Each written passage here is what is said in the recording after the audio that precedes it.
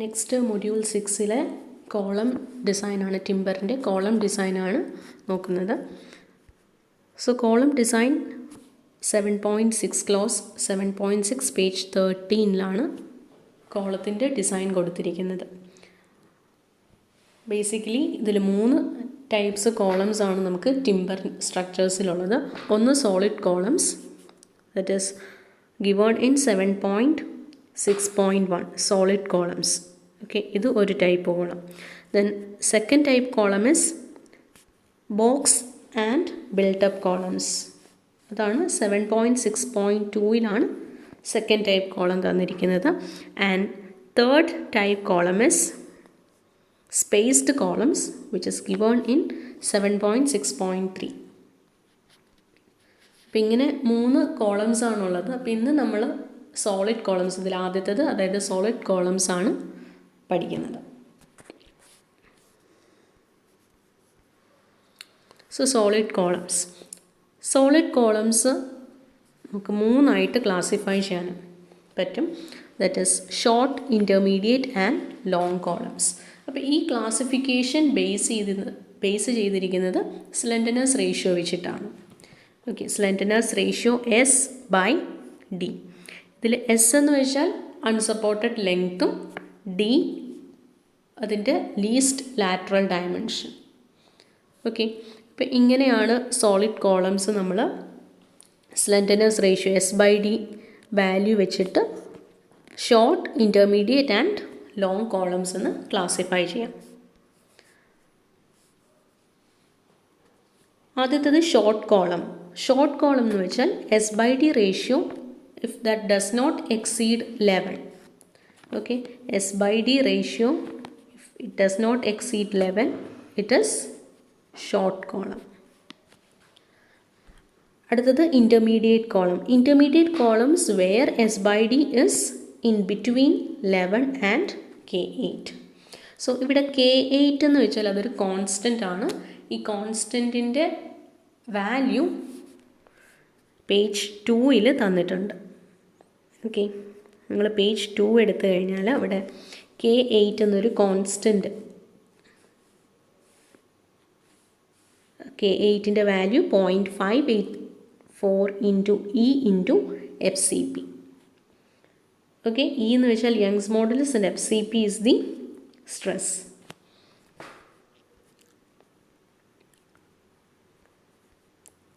So ആ രണ്ട് K8 നോക്കുക.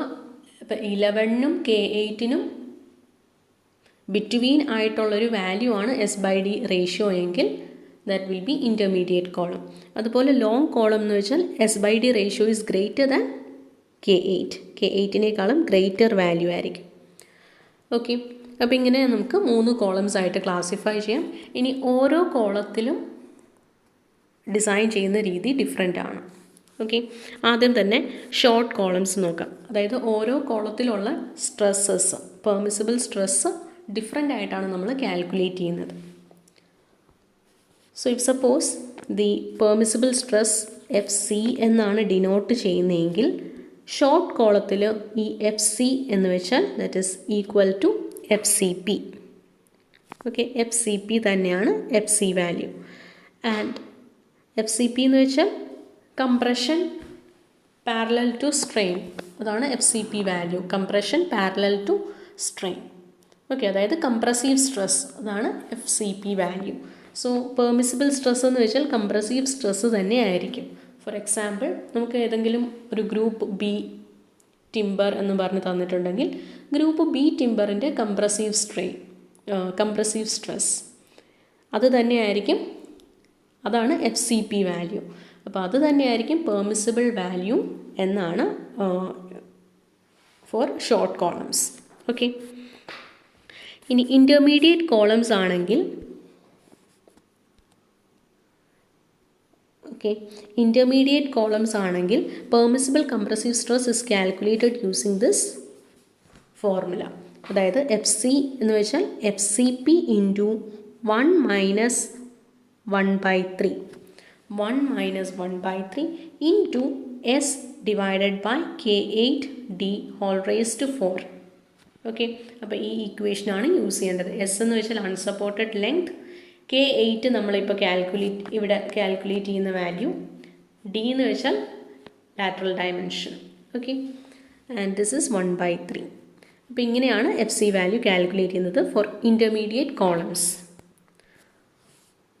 ആൻഡ് ലോങ് കോളംസ് ആണെങ്കിൽ, ഓക്കെ, ലോങ് കോളം ആണെങ്കിൽ FC is calculated as 0.329 E divided by S/D square.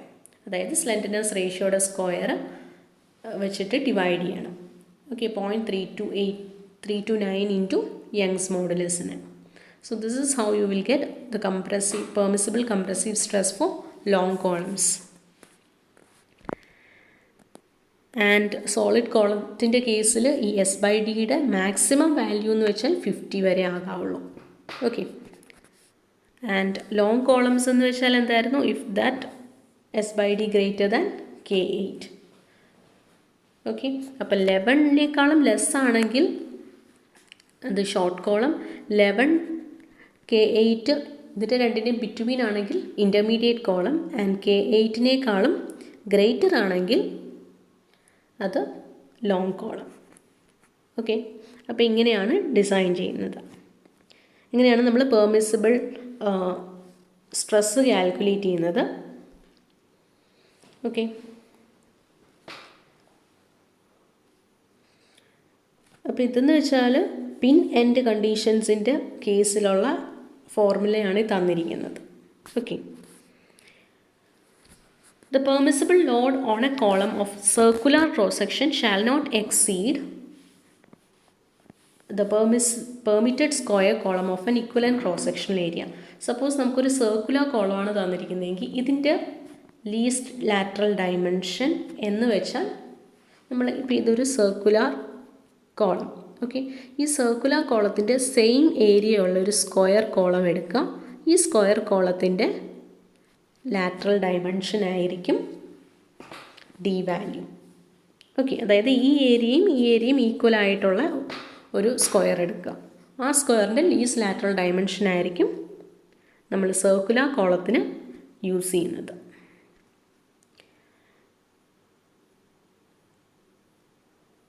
Okay, clear അല്ലേ?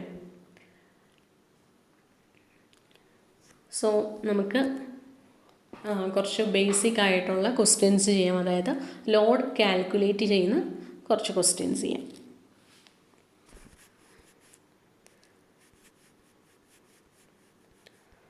So timber columns can be 3 types: solid, box and built-up columns and spaced column. Solid columns clause 7.6.1 തന്നിട്ടുണ്ട്. അത് 3 ടൈപ്പായിട്ട് classify ചെയ്യാം based on slenderness ratio: short column, intermediate column and long column. അതുപോലെ box and built up columns given in clause 7.6.2 and spaced columns in 7.6.3. So determination of safe load. Okay, അപ്പം നമുക്ക് load calculate ചെയ്യുന്നത് എങ്ങനെയാണ്? Load is equal to stress into area. Okay, cross sectional area. അപ്പോൾ ഇതിൽ stress എന്ന് വെച്ചാൽ FC ആണ് stress, that is the permissible stress into area. Cross sectional area എന്ന് പറയുമ്പോൾ B ഇൻറ്റു D. ഓക്കെ,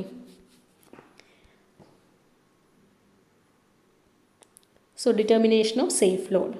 ആദ്യത്തെ question: a column of 200 by 200 mm is made up of salwood. Determine the safe load for a column if unsupported length is 2 meter. Take FCP 10.6 and E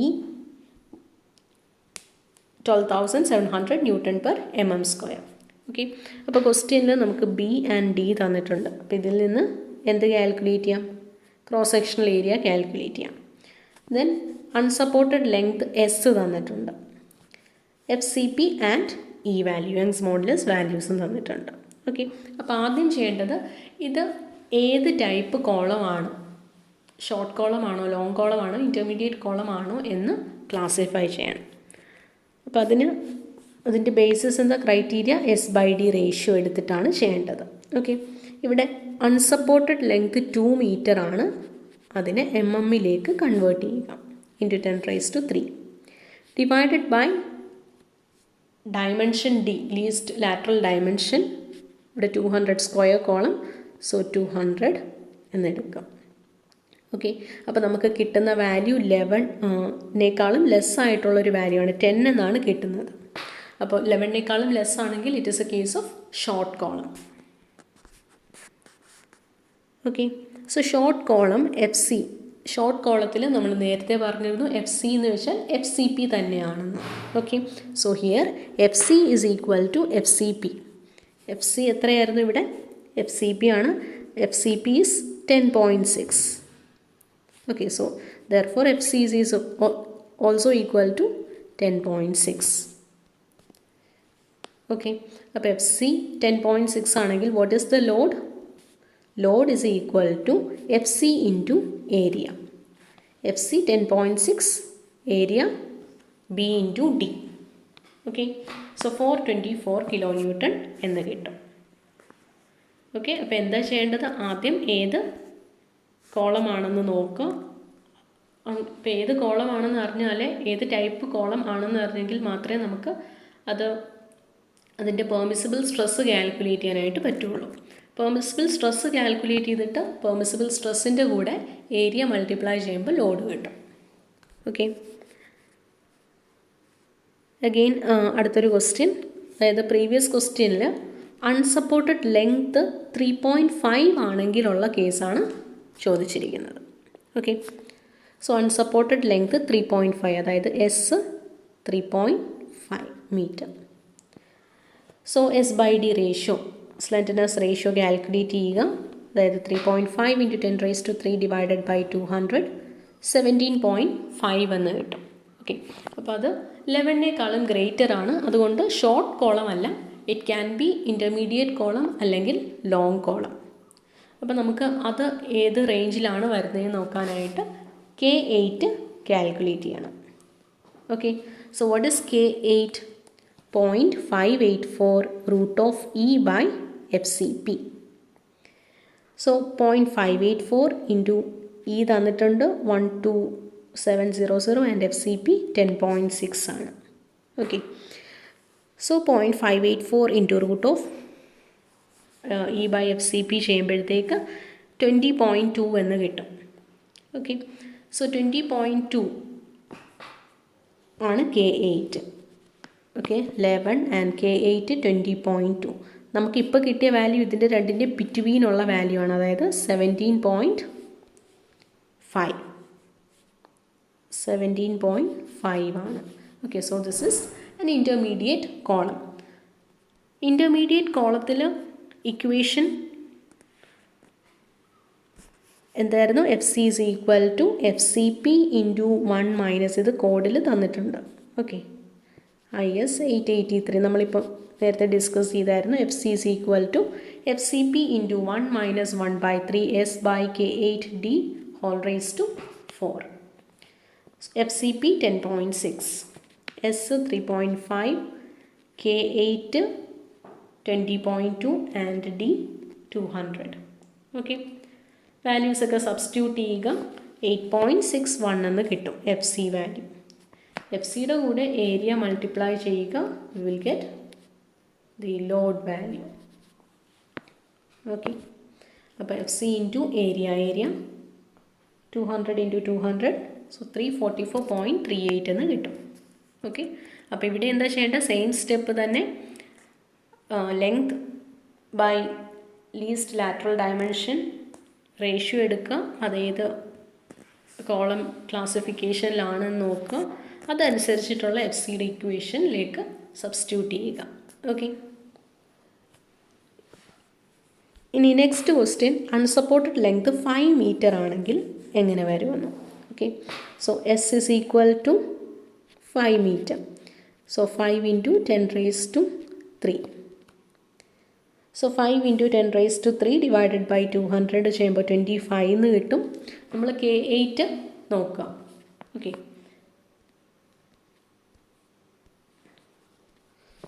so 25 എന്ന് വെച്ചാൽ 11 greater ആണ്. അപ്പോൾ short column അല്ല. ഇനി നമുക്ക് നോക്കേണ്ടത് intermediate കോളമാണോ long column ആണോ എന്നാണ്. സോ അതിന് K8 വാല്യൂ എത്രയാണെന്ന് നോക്കാം. K8 നേരത്തെ പോലെ തന്നെ 0.584√E/FCP.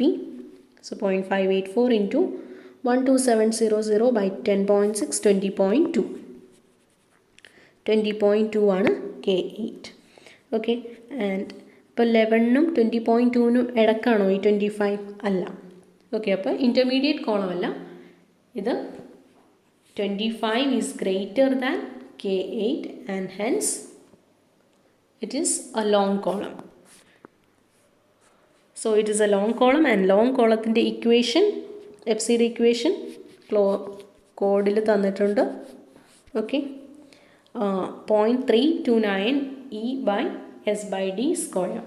സോ 0.329 E തന്നിട്ടുണ്ട്, Young's modulus, and S/D 25, slenderness ratio 25 ആണ്. സോ 25 സ്ക്വയർ 6.68 എന്ന് കിട്ടും.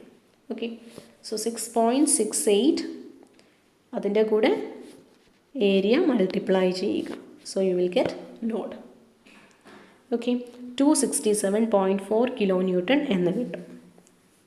അടുത്തത്, a column of 200 mm diameter is made of salwood. Determine the safe axial load if its effective length is 2 meter, FCP 10.6 Newton per mm square and E is equal to 12700 Newton per mm square. അപ്പോൾ ഇവിടെ diameter ആണ് തന്നിരിക്കുന്നത്. Okay, അതായത് ഒരു circular കോളമാണ് തന്നിരിക്കുന്നത്. അതിൻ്റെ diameter capital D is equal to 200 mm. So നമ്മൾ കോഡിൽ സോളിഡ് കോളത്തിൻ്റെ ആ ലാസ്റ്റ് കേസ് വായിച്ചിരുന്നു. അതായത് ഒരു സർക്കുലർ കോളം ആണെങ്കിൽ നമ്മൾ ആ സർക്കുലർ കോളത്തിന് ഇക്വലൻ്റ് ആയിട്ടുള്ള ഒരു സ്ക്വയർ കൺസിഡർ ചെയ്യുക. ആ സ്ക്വയറിൻ്റെ ലീസ്റ്റ് ലാറ്ററൽ ഡയമെൻഷൻ ആയിരിക്കും D ആയിട്ട് എടുക്കേണ്ടത്. ഓക്കെ, അപ്പോൾ ഇതെന്താ ചെയ്യേണ്ടത്? ആദ്യം ഈ ഒരു സർക്കിളിൻ്റെ ഏരിയയ്ക്കുള്ള സ്ക്വയറിൻ്റെ വാല്യൂ ആണ് കണ്ടുപിടിക്കേണ്ടത്. സോ സ്ക്വയർ സ്മോൾ d എന്ന് കൊടുക്കുക, സ്ക്വയറിൻ്റെ സൈഡ്. ഓക്കെ, അങ്ങനെയാണെങ്കിൽ ഏരിയ ഓഫ് സർക്കിൾ πr², അതായത് π into d/2 the whole square. Okay, so that is equal to d². അതായത് ഏരിയ ഓഫ് സ്ക്വയർ എന്തുവാ? d into d square. Okay, ഇത് രണ്ടും കൂടി ഇക്വേറ്റ് ചെയ്യുക. അപ്പോൾ നമുക്ക് d/d small d by capital D is equal to √π/4 എന്ന് കിട്ടും. ഓക്കെ, അതായത് D is equal to √π/4 into capital D. √π/4 എന്ന് വെച്ചാൽ 0.866. Okay, so the least lateral dimension of the equivalent square is equal to 0.866 into diameter of the circle. അപ്പോൾ നമുക്ക് ഇങ്ങനെയാണ് കിട്ടുന്നത്. D is equal to 0.866 into 200, that is 177.2 meter എന്ന് കിട്ടും. Okay, അപ്പോൾ least lateral dimension കിട്ടി. ഇനി ബാക്കിയെല്ലാം നമ്മൾ സെയിം തന്നെ നേരത്തെ ചെയ്ത പോലെ തന്നെ ആദ്യം S/D റേഷ്യോ കാൽക്കുലേറ്റ് ചെയ്യുക. സോ 2 × 10⁻³ 2 മീറ്റർ ആണെന്ന് തന്നിട്ടുണ്ട്, റൈറ്റ്. എഫക്റ്റീവ് ലെങ്ത് 2 മീറ്റർ ആണെന്ന് പറയുന്നുണ്ട്. So 2 × 10⁻³ divided by 177.2 is equal to 11.28. So 11-നേക്കാളും ഗ്രേറ്റർ ആണ്. അപ്പോൾ K8-ൻ്റെ വാല്യൂവും കൂടെ നോക്കാം. 0.584 ഇൻറ്റു E/FCP നമുക്ക് 20.2 എന്ന് കിട്ടും. Okay, so this is between 11 and 20.2. അതുകൊണ്ട് ഇത് ഇൻ്റർമീഡിയറ്റ് കോളമാണ്. Okay, so this is an intermediate column and intermediate കോളത്തിൻ്റെ FC വാല്യൂ എത്രയായിരുന്നു? FC is equal to FCP into 1 minus 1/3 S/K8D all raised to 4. Okay, values substitute ചെയ്യുക. അപ്പോൾ ഇവിടെ ഈ D value എന്ന് വെച്ചാൽ 177.2. Okay, then K8 effective length എല്ലാം multiply ചെയ്യാം. എന്നിട്ട് 10.22 ആണ് FC കിട്ടുന്നത്. ഇതിൻ്റെ കൂടെ ഏരിയ മൾട്ടിപ്ലൈ ചെയ്യുമ്പോൾ ലോഡ് വാല്യൂ കിട്ടും. ഓക്കെ. ഇനി ഏരിയ മൾട്ടിപ്ലൈ ചെയ്യുന്നതിൽ നിങ്ങൾക്ക് കൺഫ്യൂഷൻ ഉണ്ടെങ്കിൽ, അതായത് സർക്കിളിൻ്റെ ഏരിയ വേണോ സ്ക്വയറിൻ്റെ ഏരിയ വേണോ മൾട്ടിപ്ലൈ ചെയ്യാൻ എന്ന് ഡൗട്ട് ഉണ്ടെങ്കിൽ, രണ്ടും സെയിം ഏരിയ തന്നെ, ഈക്വലൻ്റ് ഏരിയയാണ് നമ്മൾ എടുത്തിരിക്കുന്നത്. സോ രണ്ടും സെയിം ഏരിയ തന്നെയാണ്. അതുകൊണ്ട് ഏത് വെച്ച് മൾട്ടിപ്ലൈ ചെയ്താലും ആൻസർ കിട്ടുന്നത് സെയിം ആയിരിക്കും. ഓക്കെ, 322.18 എന്ന് കിട്ടും. അഗെയിൻ വേറെ ഒരു കാര്യം ശ്രദ്ധിക്കേണ്ടത്, നമുക്ക് ക്വസ്റ്റ്യനിൽ അൺസപ്പോർട്ടഡ് ലെങ്ത്, ഇഫക്റ്റീവ് ലെങ്ത്, ഇങ്ങനെ രണ്ട് കാര്യങ്ങളുണ്ട്. അൺസപ്പോർട്ടഡ് ലെങ്ത് എന്ന് വെച്ചാൽ ഒരു കോളത്തിൻ്റെ ഈ ഒരു പിൻ ഓക്കെ. അൺസപ്പോർട്ടഡ് ലെങ്ത് എന്ന് വെച്ചാൽ ഈ ഒരു കോളത്തിൻ്റെ മൊത്തം ലെങ്ത്. ഓക്കെ. അപ്പം ഇത് നമ്മൾ നേരത്തെ ഇക്വേഷൻസ് ഒക്കെ എഴുതിയത് ഹിഞ്ച്ഡ് സപ്പോർട്ടായിട്ടാണ്. അതായത് ഹിഞ്ച്ഡ് സപ്പോർട്ടിന് എങ്ങനെയായിരിക്കും? ഓക്കെ, രണ്ടും ഹിഞ്ച്ഡ് സപ്പോർട്ടാണെങ്കിൽ effective length is equal to L തന്നെ. ഓക്കെ, അതുകൊണ്ടാണ് ആദ്യത്തെ ക്വസ്റ്റ്യനിൽ നമ്മുടെ അടുത്ത് പ്രത്യേകിച്ചൊന്നും പറഞ്ഞിട്ടില്ല, അൺസപ്പോർട്ടഡ് ലെങ്ത് എന്നായിരുന്നു പറഞ്ഞത്. ഓക്കെ, അതുകൊണ്ട് തന്നെ നമ്മൾ ഹിഞ്ച്ഡ് ആയിട്ടുള്ള കണ്ടീഷൻ എടുത്തിട്ടാണ് ചെയ്തത്. ഓക്കെ. അഗെയിൻ ഈ ഒരു ക്വസ്റ്റ്യനിൽ എഫക്റ്റീവ് ലെങ്ത് എന്ന് തന്നിട്ടുണ്ട്. അപ്പോൾ എഫക്റ്റീവ് ലെങ്ത് എന്ന് മാത്രമേ പറഞ്ഞിട്ടുള്ളൂ, ഇത് ഏത് കണ്ടീഷനാണെന്നൊന്നും സ്പെസിഫൈ ചെയ്യുന്നില്ല. അതുകൊണ്ട് നമുക്ക് ഈ വാല്യൂ തന്നെ എടുക്കാം. ഓക്കെ, ക്ലിയർ അല്ലേ? സോ ഇനി നെക്സ്റ്റ് ടൈപ്പ് ക്വസ്റ്റ്യൻസും ഇതിനെ റിലേറ്റ് ചെയ്തിട്ടുള്ള ഡിസൈൻ പ്രോബ്ലംസും നെക്സ്റ്റ് ക്ലാസ്സിൽ ചെയ്യാം.